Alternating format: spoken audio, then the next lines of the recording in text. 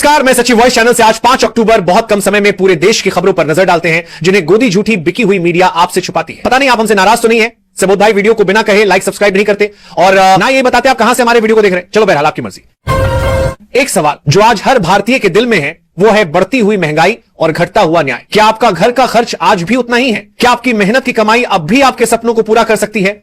नहीं। हर दिन पेट्रोल और गैस की कीमतें आसमान छू रही हैं। आपसे हाथ जोड़कर रिक्वेस्ट है, हम आपके हक के लिए आवाज उठाते हैं।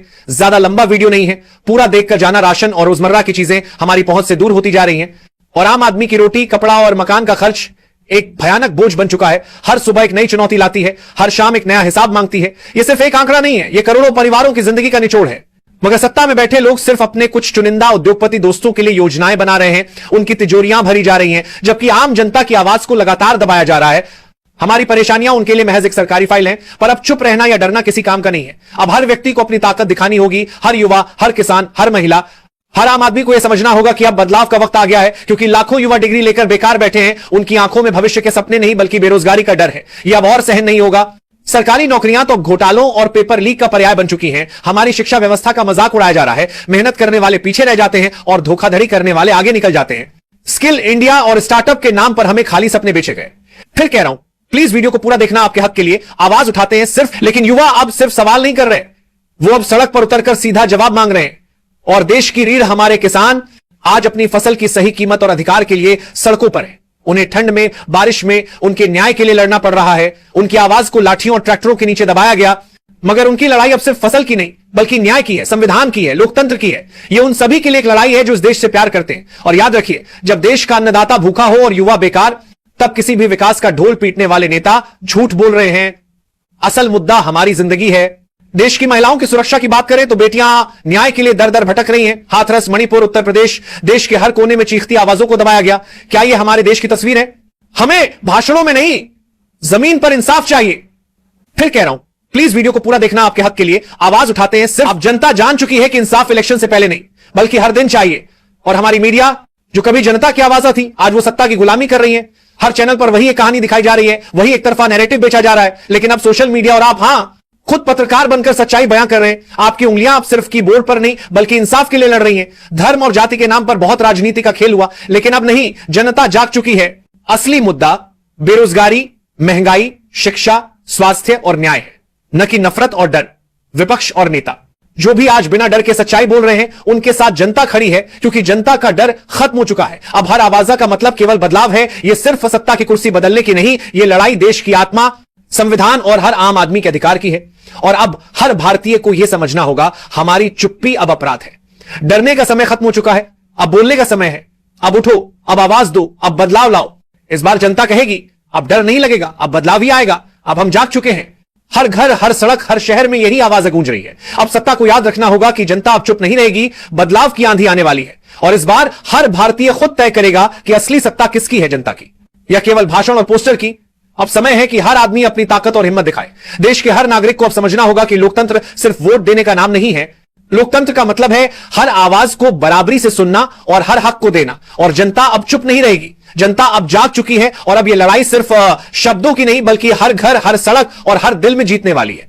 अब हर व्यक्ति को खड़ा होना होगा, उठना होगा, बोलना होगा, आवाज बनना होगा, क्योंकि अब बदलाव की हवा बह चुकी है और कोई भी इसे रोक नहीं सकता। अब जनता की ताकत ही असली शक्ति है और अब हर आवाज एक स्वर में गूंजेगी। अब न्याय ही मिलेगा। अब हर इंसान का हक सुरक्षित होगा। बदलाव का दौर शुरू हो चुका है और अब हर नागरिक कहेगा, अब कोई रोक नहीं सकता, जनता की आवाज है, असली कानून है। अब देश जाग चुका है और हर व्यक्ति अपनी ताकत दिखाने के लिए तैयार है। अब बदलाव ही हमारी पहचान बनेगा। लेकिन याद रखना, यह संघर्ष सिर्फ अंधेरे का नहीं है, यह उस उजाले की तलाश है जो अब हर घर में जलने वाला है। हमें सिर्फ अपनी समस्याओं पर ही बात नहीं करनी है, हमें अब समाधान पर बात करनी है। हमें उस नए भारत की कल्पना करनी है जो गरीबी, भ्रष्टाचार और अन्याय से मुक्त होगा, जहां हर बच्चे को समान शिक्षा मिलेगी, चाहे वो किसी भी गांव या शहर में पैदा हुआ हो, जहां सरकारी अस्पतालें सिर्फ इमारतें नहीं बल्कि जीवन रक्षक केंद्र होंगी, जहां इलाज पैसे से नहीं बल्कि जरूरत से मिलेगा, जहां हमारी न्यायपालिका इतनी मजबूत होगी कि किसी भी अपराधी को सजा से बचने का ख्याल भी ना आए, जहां छोटे व्यापारी और स्ट्रीट वेंडर्स भी सम्मान से अपना काम कर पाएंगे, उन्हें सरल नीतियां और सुरक्षित माहौल मिलेगा। यह सिर्फ कल्पना नहीं है, यह हमारा अधिकार है और इसे हम सब मिलकर हासिल करेंगे।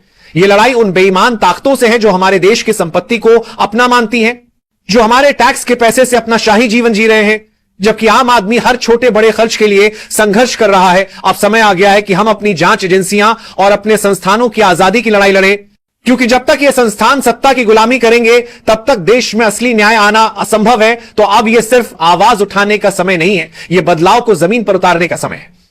हमें अपने आसपास देखना होगा, हमें जाति और धर्म की छोटी दीवारों से ऊपर उठकर एक दूसरे का हाथ पकड़ना होगा। हमें समझना होगा कि हम सब एक ही देश के नागरिक हैं और हमारी समस्याएं साझा हैं। जब हम एकजुट होंगे तो कोई भी ताकत हमें रोक नहीं पाएगी।